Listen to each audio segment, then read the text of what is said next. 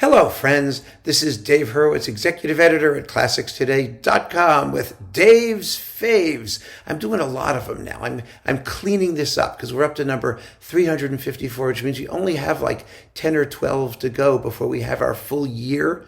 Well, it's leap year, so I have to do an extra one plus one to make up because I did one twice, or two to make up because I did two twice. So we're going to get to about 367 of these, I think.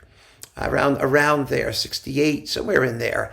And that'll be the entire series. So you'll have an entire extended year of videos to suggest listening for like every single day. And of course, you don't have to take my word for it, but they're there if you're interested. So what are we talking about now? Shostakovich's Fifth Symphony. This is a very, very personal choice. My recording of choice for Dave's favorite, it's quite different from my however choice, by the way, is Rostropovich with the National Symphony of Washington, D.C. Now, he did it twice. He did one on Deutsche Grammophon, and then he did a remake for Warner. They're both really, really good. The one for Warner, the orchestra was in better shape by then, and they gotten to know each other. The playing's a bit better, but otherwise the interpretations are quite similar. Now, why do I love these performances so much? Well, there are a few reasons, but the first of them is that Rostropovich was one of those guys who did the slow ending, the slow, painful, agonizing ending.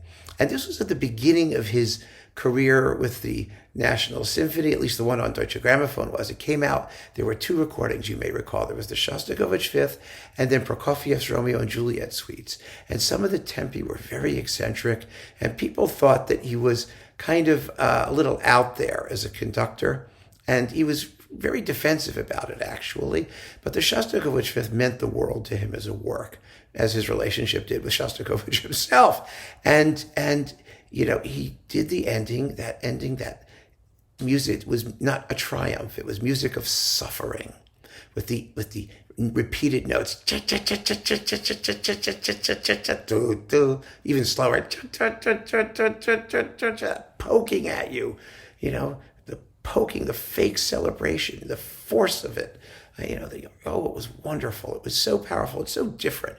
I mean, I grew up, like most people, with Bernstein's, which is really fast and also quite good, but very different, and Ormandy, where the triumph is simply a triumph, and it works that way. There's no reason it can't.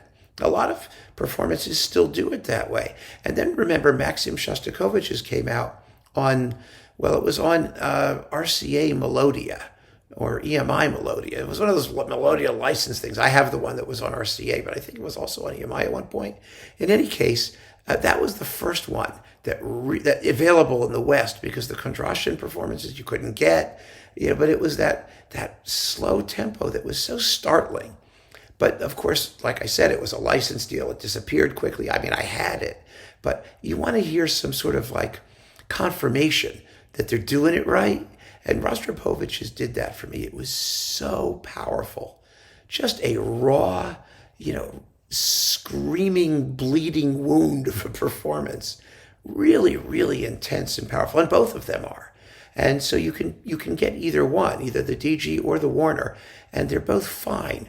They really are. But then the other reason I have great sentimental feeling for it is that it was just this incredibly powerful performance that I loved very much. But then when I was starting out as a critic, writing for High Fidelity magazine, Bitchkoff's recording came out with the Berlin Philharmonic, and I had to review it, and I heard it, and I thought it was like, nothing special.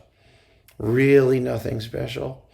And my review said something like, it sounds like he had taken Rostropovich's parts and just played it without the conviction. Because the Berlin Philharmonic, great as they were, they were not a great Shostakovich orchestra, let's not kid ourselves. And the sonics were rather pale and thin. They didn't sound really full. And his interpretation, like I said, was a little bit on the glib side. He's grown up too a little bit since then, but that was what happened. And I wrote that. And I wrote that it sounded like pale Rostropovich. And my editor called me up, who was a very good friend of Rostropovich. They were very close. And he said to me, he said, Rostropovich was really angry with Bychkov because he very graciously let Bychkov borrow his parts for performances that he was doing. Because, a lot of conductors, for music that really means a lot to them, they have their own sets of music, their own sets of parts, which they, especially the string parts, which they very carefully marked with bowings and dynamic indications and all the stuff that they want. It's because it saves tremendous time in rehearsal. I mean, normally, some of you may not know this, when a conductor goes to an orchestra, a guest conductor, for example, he'll have his own score, which will be marked up, and he'll give it to the orchestra's librarian. And it's the librarian's job to make sure that all these markings get into the parts. But a lot of conductors will carry their own parts with them for pieces that are sort of their musical calling cards.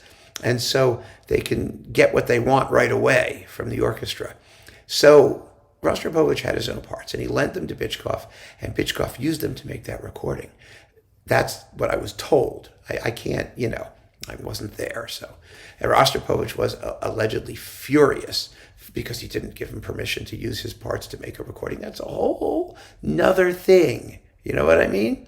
It really was. So whatever it was, whether it was a misunderstanding or a whatever, it's what happens in the world of arts. Everyone's, stabbing each other in the back, and they're all, smiling while they do it.